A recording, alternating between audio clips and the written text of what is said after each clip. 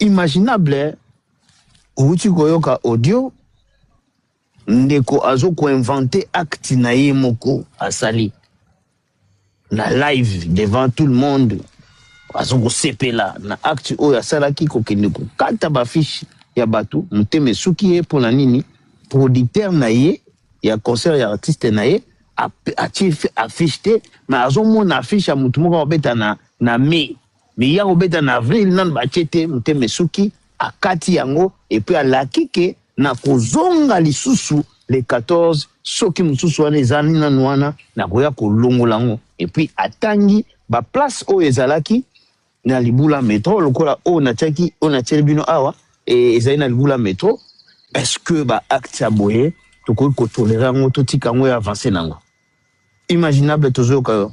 Merci, tiens monene s'il te plaît.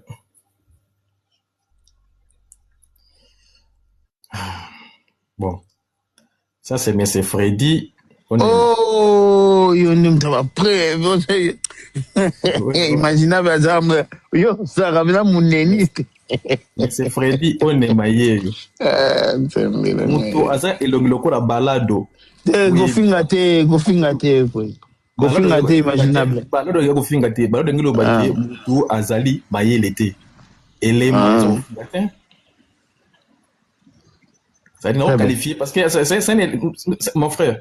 Il faut la zoba pour que nous ça acte ndengona même ceux qui même ngana vandi bo même sous ça la polémique ngwa musique ngwa na va na kaka bona la muki na kino katara nini image ya faire rigola mon frère. Yango mi comme non. On a la na muki pour la musique ne comme si biso boy ngai toni na zoom 1 2 3 4 na ke place moko boy ilonga faire na kati après na ko se vanter les sous na ba panel mon frère. Bon, même Koutou Elonga Chakazu, la fille Marie Ritoko. Son atelier Elonga type Oyo. Je sais pas quoi. Chakazu la Ritoko quand même Chakazu. Parce que où t'as Elonga Moutou. Ça c'est Freddy. Bon, Freddy, franchement. Oyo papa Hervé, ou bien papa Hervé fait rigolo à boire ceux qui parlement des Gaulois. Parlement des Gaulois. Franchement. C'est ridicule, hein? Et c'est lui encore, Oyo. Bah, finga qui est Wario parce que on a avec la musique, il a fallu pour pas. À l'époque, bah, ça qui va discussion, na batumusus. Yeah. Oh. Yeah, yo. Ah, azo yimba nzemba fali.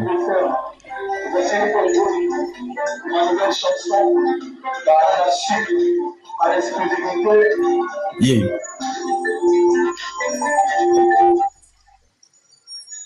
Mais c'est Freddy.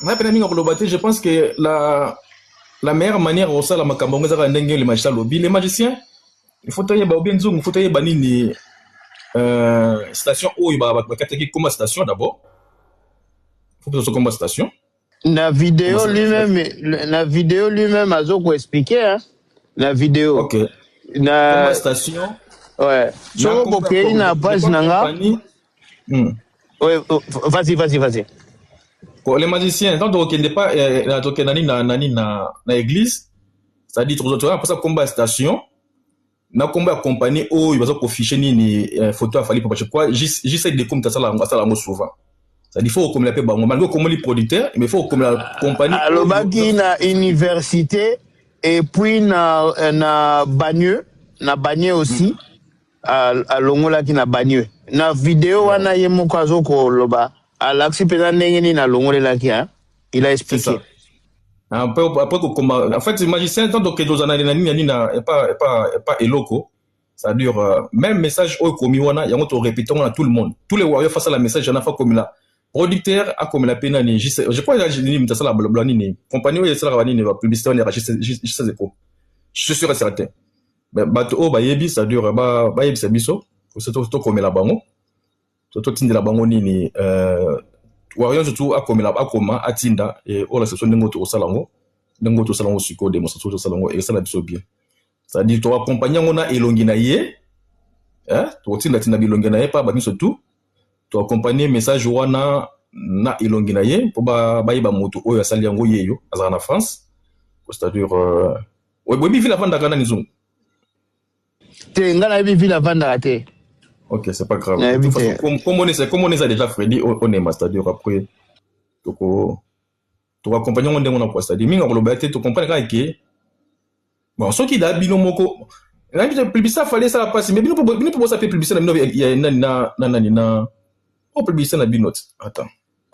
Publicité na bino ngo yote. Publicité na bino. Ah, bon ça sonne mon na bisa bouteille sur 4000 billets.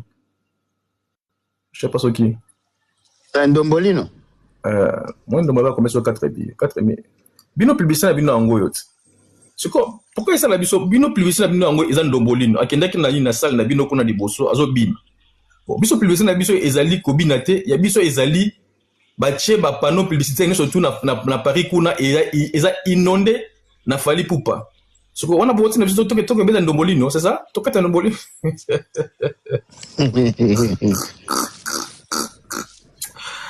Oh, mais non, franchement, ça prouve que les Gaulois, bah, ok, la musique, on a haine. Vous comprenez? Ça prouve que les Gaulois, bah, ok, la musique, on a haine. Alors que dans le haine, il y a des bino bo kende kosomba billet. Bo kende na guichet. Bo somba ne ba billet. Bo supporter artiste na bino. Bo kende nde ko costumer artiste na bino. Vous avez du mal, il y a costumer artiste na bino.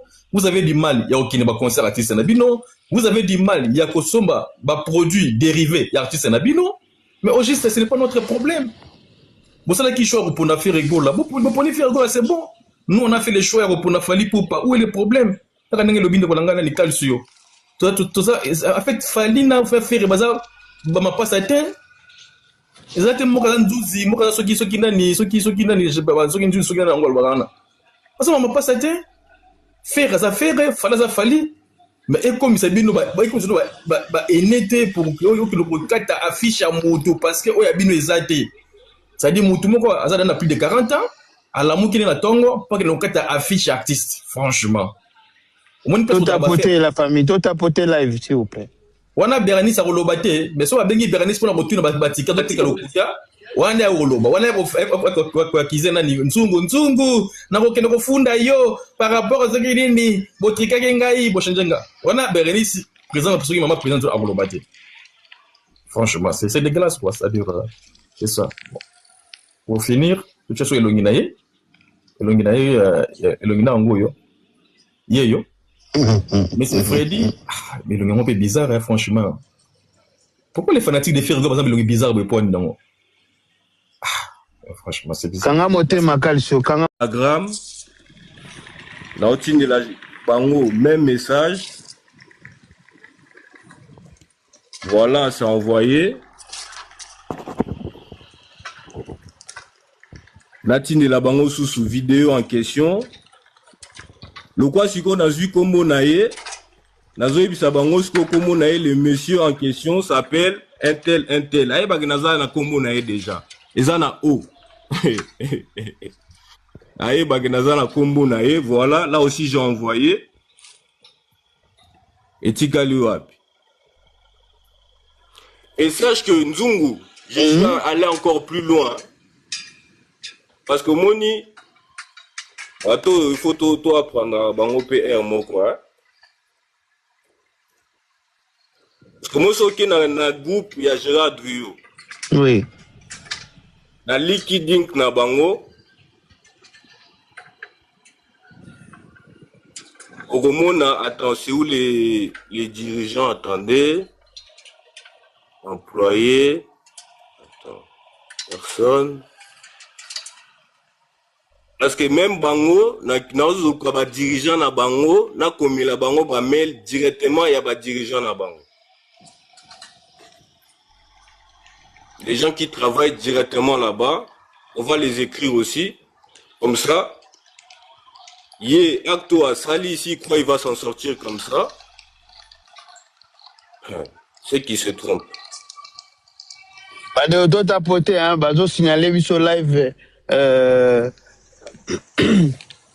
Bolimbisa après tu rejoins street oza Gaulois tu rejoins yo pe tu pe version na yo ezali moi patient ezali moi patient bande onangai ba comportement ya boye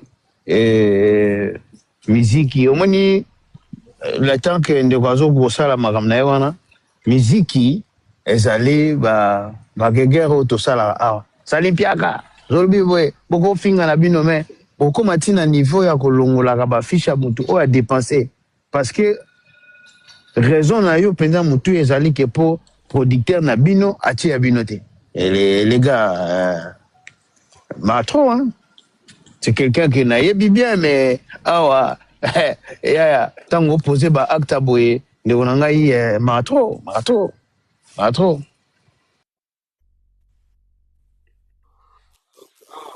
Dans la LinkedIn il y a Gérard Drio on met la mail directement na direction et puis comme je l'ai dit même si va répondre à l'éloté demain je fais la même chose après demain je fais la même chose parce que ça j'en ai fait mon affaire personnelle. Ça, j'en ai vraiment fait mon affaire personnelle parce que j'arrive pas à comprendre jusqu'au niveau, beaucoup comme un niveau ya boy. Je n'arrive pas à comprendre. Donc, le roi Bongi beaucoup comme un niveau N, niveau Keto, on va vous montrer que les warriors, on est meilleurs en tout. Et ça la N, et ça la bien, on est meilleur que vous. Et ça la argument, et ça la refinga, on est meilleur que vous. Donc, toi, tu vas payer au Mata, au Kita, tu vas payer. À partir du moment où tu as fait un délit et tu l'as assumé clairement en plein live, publiquement. Déjà, pour risqué, hein. Je crois que c'est l'article 312, je crois. 300, si je ne me trompe pas. Attends, qu'il y a les J-France. Les J-France, c'est là où tu regardes les lois, les articles. Je crois que c'est 312-2, si je ne me trompe pas. Comme on a ceux qui risquent, hein, au cas où, hein.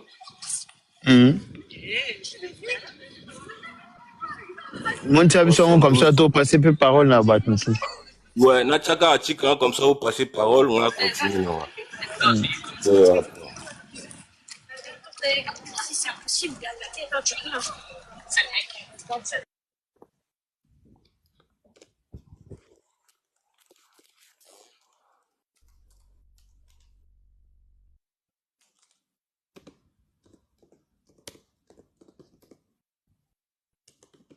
Parce que Ozo Kanisaki Mambosali, au s'en sortir boy.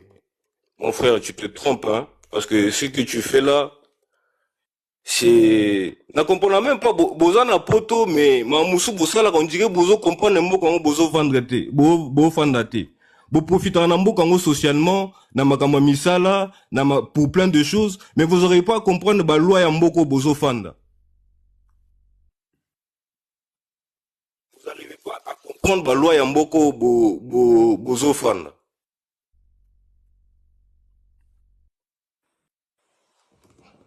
Nous on a retrouvé quelques articles, je vais retrouver tout de suite. Hein.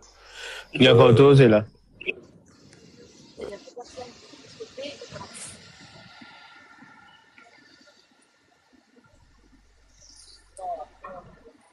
Bandeko, le temps que nous avons lu l'article, tous les juristes, avocats, médecins, batu mitezo sala, batu nso bitu na bango pesa la gate, batu ya mafinga, on a tous. Mais boye barake, togo sala news tout togo sala, mais ya babilo msusu. Faut pas to sala ngo. Mobutu ke pasola babilo ka batu. Et puis au sali live. Vana no ka kimia parce que pasoli yango lobite hein. Ngana waneko luka banda kala na luka kana avant na lobela sujet oyo bebake et salama il y a longtemps. Et salama il lobite. C'est bon? Allez. Toujours grand papa. Yango c'est l'article 322-1 du code pénal. Yango, la destruction, la dégradation ou la détérioration d'un bien appartenant à autrui est puni de 2 ans d'emprisonnement et de 30 000 € d'amende, sauf s'il n'en résulte qu'un dommage léger. Sauf que là, c'est pas un dommage léger. Parce que non seulement c'est un grand concert, et deuxième chose, oui, qu'on s'en inventait publiquement. Donc c'est plus léger. Donc voilà ce que tu risques, hein. Article 322-1. 2 ans d'emprisonnement et 30 000 euros d'amende. Donc voilà Suki Awa. En tout cas, toi, sois prêt parce que tôt ou tard, au mato kita, tu vas payer. Toi, ça qui dit la, Bampangi, Batatu, Bamamu.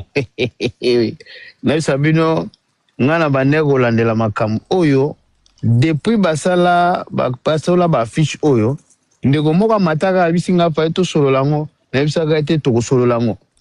Ngai nazali ko landela. Na bandeko kreze nazo sala ba investigation. Nga nazali lokola Gauthier CIT. Ba investigation nga na kozela pona pesa résultat.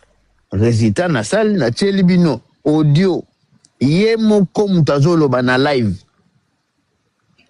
Ba muneniste bazui totali to étudier to lobi donc ye mutu et puis na ba place oyo ba fiche ezalaki ye moko azo landa azo loba penda très bien. Bolanda vidéo wana ezali na page nanga. Malheureusement bosepela na ba live mais bokenda kotala ba vidéo auto-publier pour na bino te.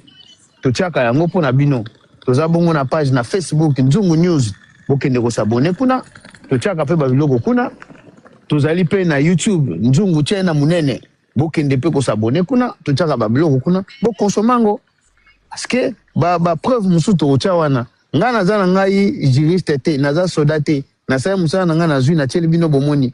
Oya kotinda qui des droits, atinda qui des droits. Ngai na sali oya nga na ko sala investigation, vérité ya ngwana, tala muta panzaki ye wana. Alors, Street, bonjour à toi. Toujours Kayo. Bonjour. Yo Lobini. Bonjour Nzungu, bonjour pina bande ko balanda biso. Nzungu ngala ko lobake makamozo mona eza dépression. Ndeko nanga Freddy na yebi tozana dépression toni. Soki eza dépression te ozana traumatisme ou bien ozana problème na mutu to likamoni. Pona axe oyo moko esika osali, esika ofandi pe ozoya pe okomi ko se vanter nango. Oza si vraiment que ningo za bon ozala inquiété te. Ezali tellement pas si que oyebi musique ezaka bitumba te. Nzungu bakolo bayemba baka mukolo tonga abotoli tonga okotonga na nini. Soki omoni ke ozala mutu ya kosiporte échec ya musique te. Kolobelaka musique te. Oza na famille na Kinshasa batinda mwa poto na mbongo ya kokangisa. Na mbongo ya kokangisa. Mais yo ozoya okomokota na baloyenge moko boye o ke vino pe ko beba. Nzungu. Eza kitoko te Nzungu nga vraiment na sepeli na ngote oyo nenga ezali ko bebisa réputation ya artiste na biso. Ko bebisa réputation ya mouvement na biso. Après nga pe na talaki live bagula mususu bazoya pe bazosiki osali bien. Tant bakolobake batu bagula mususu bazalaka bongo balobaka na monteke bato na bakozala raison.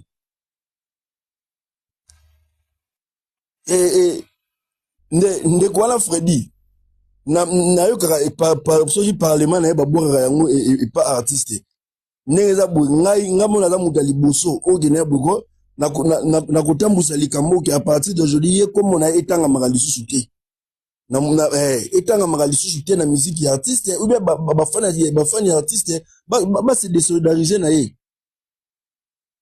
Freddy nga nde naza boye napesi na vertu eloko moko so otie makolo na Paris orobetama so pena otie makolo na Paris ande o justice violence s'il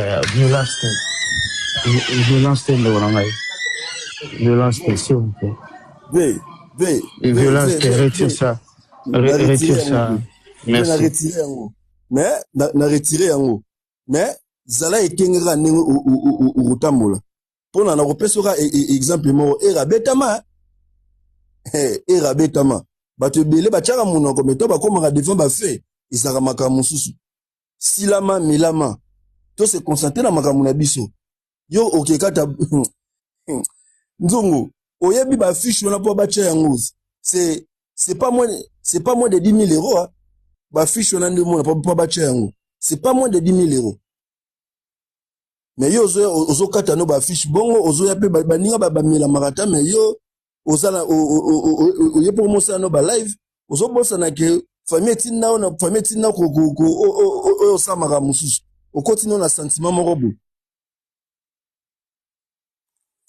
Fally Ipupa ndenge aza artiste ya monene aza na plus de 20 ans de carrière asali carrière ne ya monene asala ba projet ne ya monene Frère Egola pe aza na plus de 20 ans de carrière asala carrière na ye azo évoluer na ndenge na ye yo siko un simple individu oyo bafutaka yo te eloko moko te olalola moko osokoli mai eka mpo okekata fiche artiste na likambo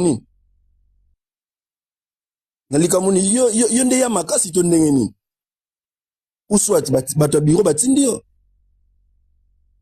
nga mpe na ndimi te bato ya biro bakotinda yo me nzungu nga eloko na ninga naloba ezaka koavertir ye il faut koavertir ye il faut kogangela ye kobenda ye matoi soki mpe esenga koporte plainte il faut koporte ye plainte soki mpe kosenga kobeta ye il faut kobeta ye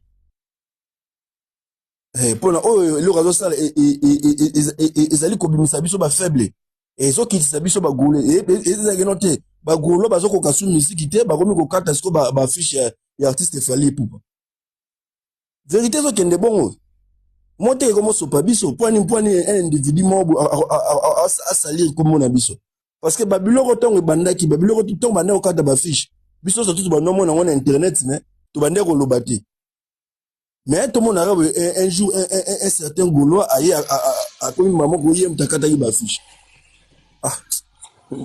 yango napesaka bandeko na mosusu rezo balobaka bango batikala na boka bafanatike ya Frère Egola basidentifie alisi lokwa bagaulois ta ndeti bayangani yango wana nzoko tobo ya polémique baministre nanga mpe baministre nanga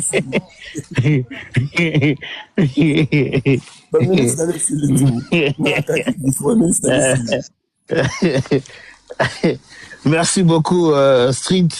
Merci beaucoup. Badéolangaï, Tozali, 322 personnes. 850 personnes dans la fenêtre. Donc, on sous-attend que Toza presque 1000 personnes toujours dans la live. Tout tapoter, tout s'abonner. Même Bino, dans la fenêtre, vous s'abonner pour que vous manquez actualité. Excellence. Bapandi Bafiche. Namoni démarche à magicien. Azo ko signalango déjà. Est-ce que si tu commis awa, est-ce que ça qui prévu elengango zanini? Bibisi midole. Merci Nzongo. Aujourd'hui, je serai humble sur mon titre de modo. Je ne vais pas crier haut et fort. Je travaille l'humilité ces temps-ci.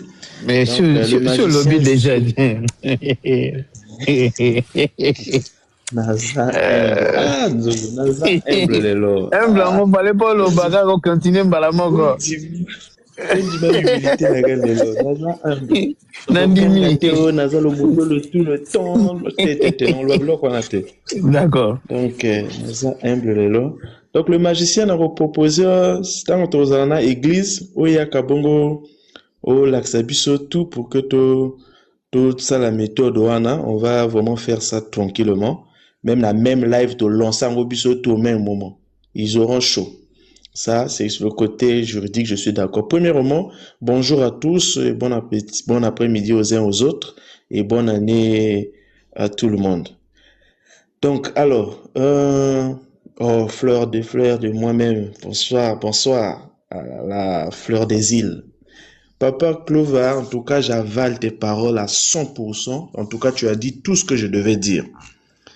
Alors, Yaya, assumer. Assumer, et bandina nini. Et bandina, maloba fere, nzotonanga. Gouv le Gaulois. Gaulois, kende le susu, cancer ya bato mususu te. Premier péché grave. Babo Sanike, quand on parle d'amoureux de la bonne musique, c'est pas quelqu'un qui est neutre. C'est quelqu'un qui aime notre La famille, pardon, Excellence, excuse-moi. La famille, toi, t'as porté vraiment parce que les visas signalés, s'il vous plaît. Nalinga ko kanga ba commentaire te, non solo minute Excellence. Nalinga ko kanga ba commentaire te, vraiment bandeko, plus de tapotage parce qu'on est signalé. S'il vous plaît.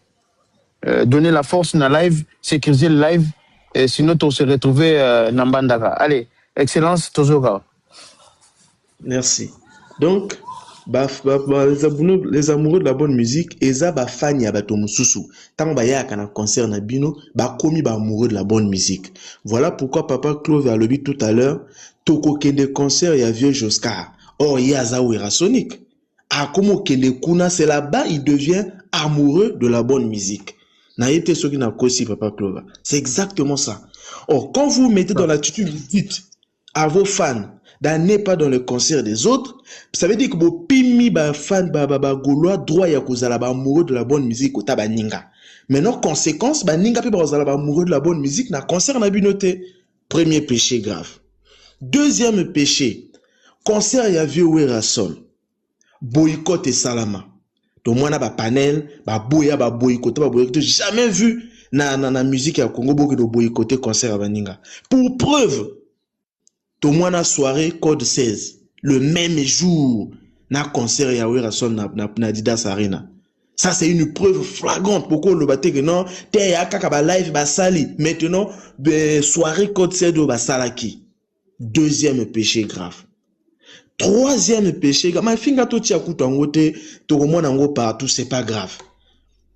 Troisième péché grave ba yiko passo la ba affiche. Oyo, vraiment, nazo comprendre te utile. Déjà, utilité nango ezate, parce que première date, Papa Claude Valbang, c'est ça qui sold out, sans déchirer ma fiche. Mais là, il y a un acte symbolique qui s'associe à deux autres actes pour dire que Bibo memi sur quoi attitude moko, ou bien le séparatisme dans la musique. Bozo mema le séparatisme dans la musique. Ba conséquence nango ezanani bino moko moto boko subir ango. C'est très grave. Na ebité ba fan ya papa Hervé bazo kasake non tozo lelate biso to lelani toi jana sold out le moko deuxième à bientôt ça nango sold out. Ça impacte en rien du tout les Warriors. Mais le problème c'est que tozo mona avec cette habitude là, ce comportement là, babi da filé ba subir villageois va subir, spiritas va subir, fan donc ça veut dire que écosala mouvement ce que tu dénonces en les lotés, ça va prendre de l'ampleur et ça va détruire la musique. C'est ça le problème, c'est ce que nous on veut dénoncer aujourd'hui. Et pourtant, moi je suis pas gaulois, j'ai écouté son live.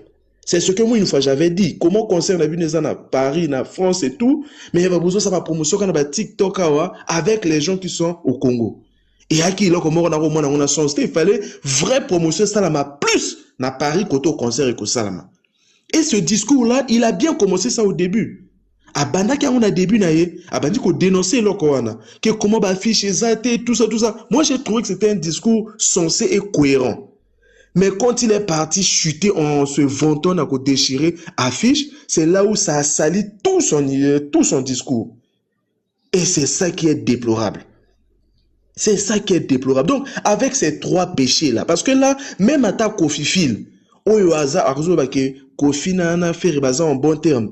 Même il y a Kozana Boma ou ya concerne le beaucoup de petits ko déchiré nanu ya batoboy. Ça veut dire que même il y a bisopi mongolesa beaucoup déchiré. Et c'est ce qui se passe. Donc, moi je dis, je suis vraiment désolé, et ça la passe. Quand Papa Claude Valobi, beaucoup yinisa artiste na bino moko. C'est-à-dire, concerne piaka, non seulement parce que artiste aza bienté, c'est parce que bino ba fan. Bozo sala makambo ezo faire ko yinisa bato. Artiste alia kana ba concert. Artiste atonga kana ba concert. Album oko ça les bêtes nango et c'est des tekami mingité mais invitation à concert nini yango moto ko sala ke caché wana moto artiste azo toucher mbongo directement. Vraiment je ne vois pas vraiment utilité à comportement ndengwana. Trois péchés graves. Maloba nangai, maloba faire nzoto nangai. Boycott ya concert à Wera. Les lots déchirement ya fiche ya Fally Ipupa. Ça fait 3. La prochaine étape sera quoi en fait? Tabasser quelqu'un dans la rue, bah si ma bête qui moto na échanger. Et tu sais sous nini. Donc artiste na bino pona mata, il faut bino poser ba acte où ils ont nuire même na image na yemo encore, y compris à bino ba fan. On réfléchit à l'envers. Vraiment c'est quelque chose qui fait mal, mais pour chuter ce que le méchant nous a montré, on vous avait dit 2026, les warriors ne vont plus dormir. Vous attaquez, on va contre-attaquer. Ça va être comme ça, c'est fini. Le doudou, les gentils, là, on va ça, il faut dans la communauté ôtée. Parce que, communauté, c'est une communauté à 2 poids 2 mesures. Côté, on va finir, kabatiki, elo et bimi, chez Fali, bah, tu vas tomber, bah, ça, bah, panel. Tu comprends, Dango? Comme il y a 2 poids 2 mesures. Mais là, cette fois-ci, beau déchirer, biso, tu vas contrecarrer, pour chuter, Ndungu. Si, bah, tu vas mettre au salango, tu vas tout le monde à live et tellement. Là, il y a que Ndungu qui a eu à faire le live. Côté, bah, donneur de leçons, bah, zaté, hein. Aujourd'hui, va donner le leçon bâté. Mais tant que warrior ko sal acte moko quelque part, ils vont sortir là, même des panel politique et côté les mains. Nous avons à l'œil. Merci. C'est un pour donc ils sont grave. Ils sont comment ils sont grave, ils sont le rôle là. Na moni photo ya Nzungu, na bi neni ba che photo Nzungu te. Ba che photo na ngati ba chaka ya Nzungu na pasoli yango. Nzungu. Est-ce que muta bongo ça pembe na ngati to ça suba masa? On comprend mbala moko c'est haine, ils ont haine moko ya osakana te. Ils ont haine moko aigu avec des antennes. Vous monde. Ils ont haine moko osakana te. Au moni mixage ils sont très dangereux. Au moni pour ça la popit boula bota ma faut ba sangisa koto mbwana koto na nyama moko ali basali pitbull. Jusqu'au pitbull siko. Donc ndenge ndeko na biso na bangolo bazali. Bagolo basala ba sorte belé. Bagoloa ya BCBG bazali, bagoloa ya cartel la bazali. Ko ba lemba déjà ba leader na bango wana, ba esko ba koma siko yopa ya mutu moko boye basangani. Okomona golo azolinga pena fali pena tout le monde ka yina ko pena pena ke ako sota idée moko ko retenete. Ono mona ya cartel la te. Soko moni golo moko ba linga ka wora te pena donc ako finga wera fingi ba famille fingi makamuno wana ya BCBG. Donc baza batu moko bazali très très dangereux. Nzungu soki wera zaki na ba fani te Nzungu. Moni concert à Liban mais wera carrière est finie. En plus, Massa ya sala production te. Sala ni papa na benga ngoni. Asala benga ngoni na bosanta promotion te. Massa sala promotion te. Na yebi ponga la sala. Naza mutu moko na lai na kati ya clé ya makambwana na yeba mbebele. Na mbebele. Yo sa parmi. Omuni ndenge to bundi Massa sali rien. Et ça biso moko to telemi to bandi ko bunda biso moko. Ozo mona tilelo bato babimisi mo ya rentabilité ou aza rentable te eza ba bandeko wana kaka. Ozo mona siko lelo oyo ata fiche moko te bandeko ndeko sali ene botami e bimi na nzoto. Akino pasola fiche. So police azaki wana te. So police azaka ngo kangaye.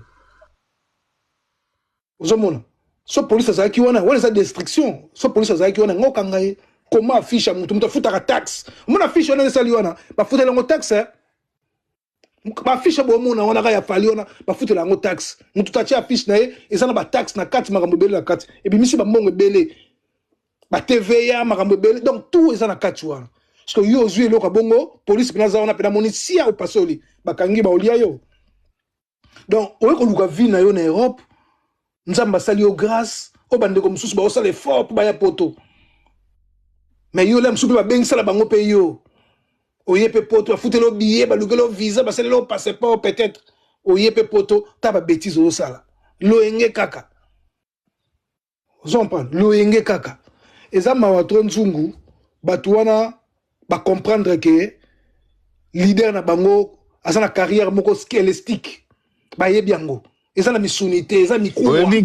Oyebi ke eloko no ane zokota batebele skelistique wana borono betaki tikali batu na minoko makasi nde wana ngai marqué Nzungu parce que au moins ni mutuna mutayaka na ba terme na awa mais terme no pe et fandi na nzungu squelettique na mona ngo même na ba commentaire un peu partout squelettique il faut to yamba expliquer biso squelettique wana ngolo ba penda nini na kato au creuser un peu plus quoi.